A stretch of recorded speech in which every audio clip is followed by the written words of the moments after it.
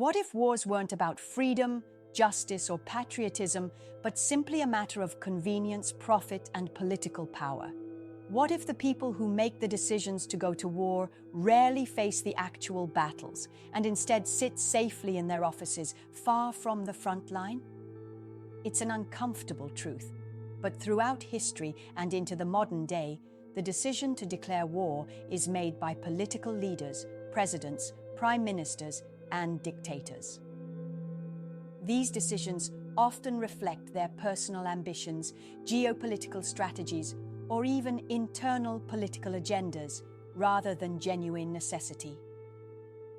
The politicians who authorize military actions seldom experience the real consequences of war. Instead, they delegate these horrific burdens to soldiers, who are often ordinary citizens recruited from poor, rural, or working-class families. Take, for example, the Iraq War in 2003, launched primarily by the United States and its allies under the pretext of eliminating weapons of mass destruction. Later, it became evident that these weapons never existed. Yet thousands of American soldiers and hundreds of thousands of Iraqi civilians lost their lives because of decisions made far away from the battlefield. Similarly, Russia's invasion of Ukraine in 2022 was justified by Russian politicians through claims of national security threats and distorted historical narratives, while Ukrainian civilians and young Russian conscripts bore the catastrophic consequences, enduring death, displacement, and unimaginable suffering. Behind the curtain of these political decisions lie even more disturbing factors. One significant element fueling modern conflicts is the role of the global arms industry. Weapon manufacturing companies profit immensely from wars, as each missile launched, each bullet fired, and each tank deployed represents billions of dollars in revenue. Giant corporations like Lockheed Martin, Raytheon, Northrop Grumman, and BAE Systems have deep financial interests in ongoing conflicts. They continuously lobby political leaders, influencing policies and decisions that directly increase their profits. Wars, in essence, become lucrative business ventures for these companies, encouraging prolonged conflicts rather than promoting peace. This troubling relationship between politics and corporate interests means that peace negotiations often take a back seat, simply because peace is less profitable. On the other side, terrorist leaders also exploit the chaos and instability that wars create. They understand that conflict breeds desperation, and desperate populations become fertile ground for recruitment. Terrorist groups such as ISIS, Al-Qaeda, Boko Haram, and others strategically manipulate disillusioned young individuals, offering them distorted promises of meaning, glory, or religious duty. These leaders weaponize religion and culture to justify violence, creating a perpetual cycle of recruitment, radicalization, and conflict. Unfortunately, the victims again are ordinary people. Young individuals who become suicide bombers or foot soldiers, convinced or coerced into sacrificing their lives for an ideology often based on lies and propaganda. The true victims of these politically driven conflicts and corporate-sponsored wars are always common people: soldiers, civilians, families, and children. Soldiers, often young, idealistic individuals, join armies driven by patriotism, economic necessity, or a sense of duty. They find themselves fighting wars they never started, against enemies they never knew existed.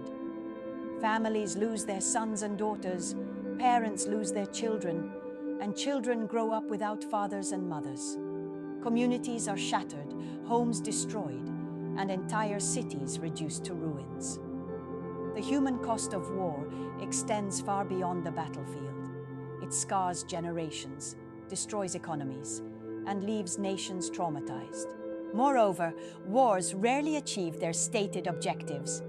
Territorial disputes linger unresolved, hostilities continue for generations, and nations involved remain trapped in cycles of revenge and retaliation.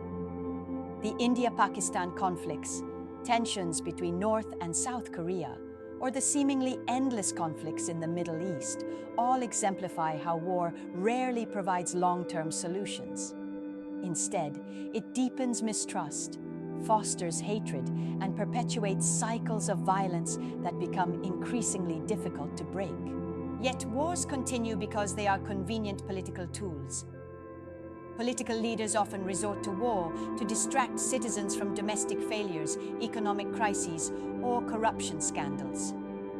By invoking nationalism and external threats, politicians manage to unite populations temporarily, silencing criticism and consolidating power.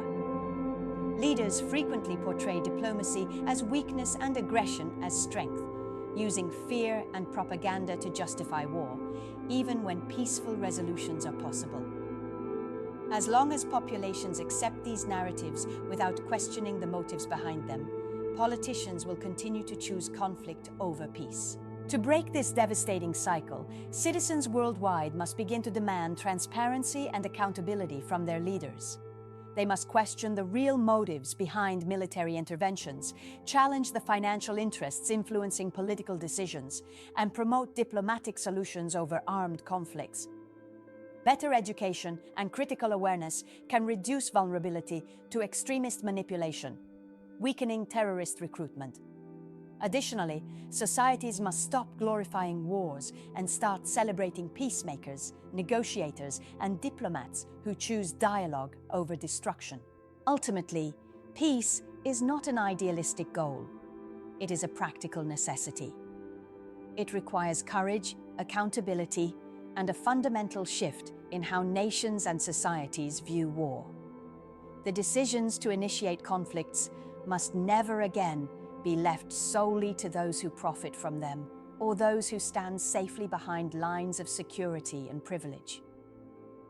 Real change can happen only when we collectively acknowledge that war is never a true victory.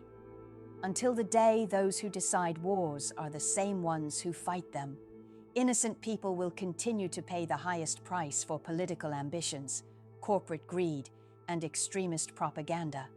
It's time we rethink war altogether and demand peace, not as a dream, but as our undeniable right.